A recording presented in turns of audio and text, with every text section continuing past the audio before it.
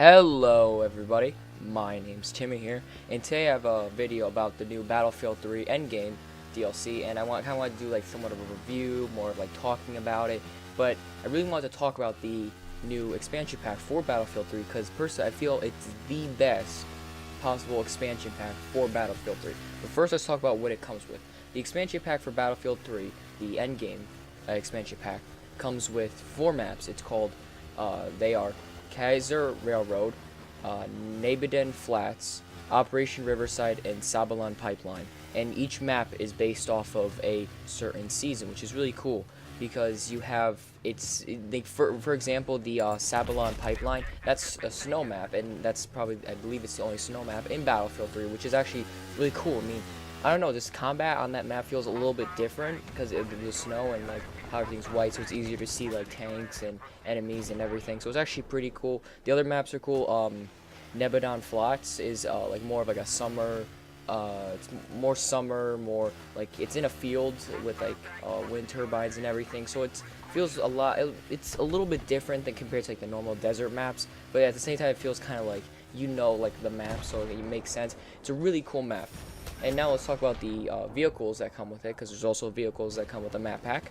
There is the dirt bike, motorcycle, whatever you want to call it. The dirt bike is probably my favorite vehicle in the Endgame DLC because it's a fast vehicle. The turning on it, if you're doing like a slow turn, it does kind of feel a little bit clunky, just like a little bit, but it's not too bad.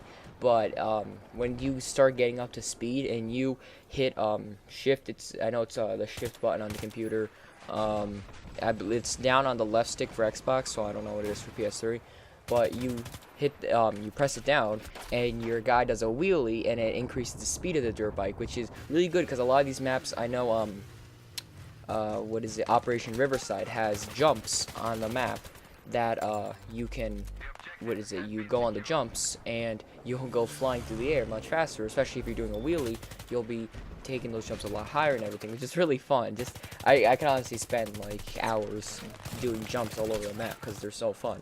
The other 2 vehicles is a Humvee and a Vodnik AA, like vehicles. Basically, like it's like a normal Vodnik, a normal Humvee, except they have AA turrets, anti-air turrets on the back of them, which is really fun because it's possibly one of the best vehicles for normal gameplay because you have 2 anti-air missiles that you can use to take out helicopters, the dropship, which I'll talk about next, scout helicopters, things like that. You have 2 anti-air missiles. Then you switch weapons, if you want to say that. Switch launchers, and you have 4. It basically shoots 4.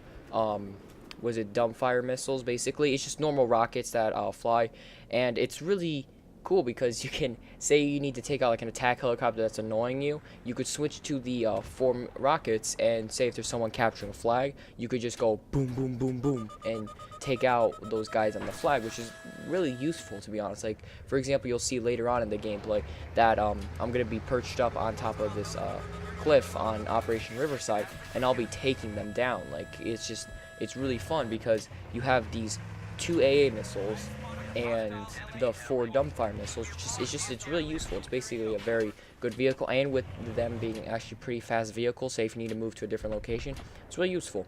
And the last vehicle, obviously, like I said before, was the dropship. Dropship's really cool because you could I believe it's called paradrop, parachute out the back of the dropship, which is pretty cool, and like you could just like spawn into the map, kind of like what you did with the AC-130 in Armored Kill. But here you could also drop an IFV out of the back of the dropship, which is really fun, to be honest. It's kind of funny. Just like you spawn the IFV and then it goes beep, beep, and then you just fly out the back of the dropship, and it's pretty funny, to be honest. And I laughed the first time that happened. And then it was pretty cool seeing your IFV fall in 3rd person, and I liked it. I just thought it was kind of funny. And also the it's not just vehicles and maps. There's also new game modes. Well, not new game modes, but like ones that were brought back. First is Capture the Flag, which is a lot of fun. With the dirt bikes, you could say like just rush up to the enemy flag, grab the flag, and get back on your dirt bike and just go back to your base. It's a lot of fun. It makes Battlefield 3 feel fresh again, and I really like it. Also, there's air superiority that's coming back from Battlefield 1943, which is a lot of fun. It has the modern jets now, and it's kind of cheap because everyone can use heat seekers in the air superiority mode. I wish everyone could only use their machine guns on the jets, but I mean, whatever. A lot of people, they'll use like their miniguns and they're really good at it, and they'll just destroy you instantly when you're trying to lock on with your missiles. And I don't use the missiles, but I like to use the guns. But each person has their own opinion.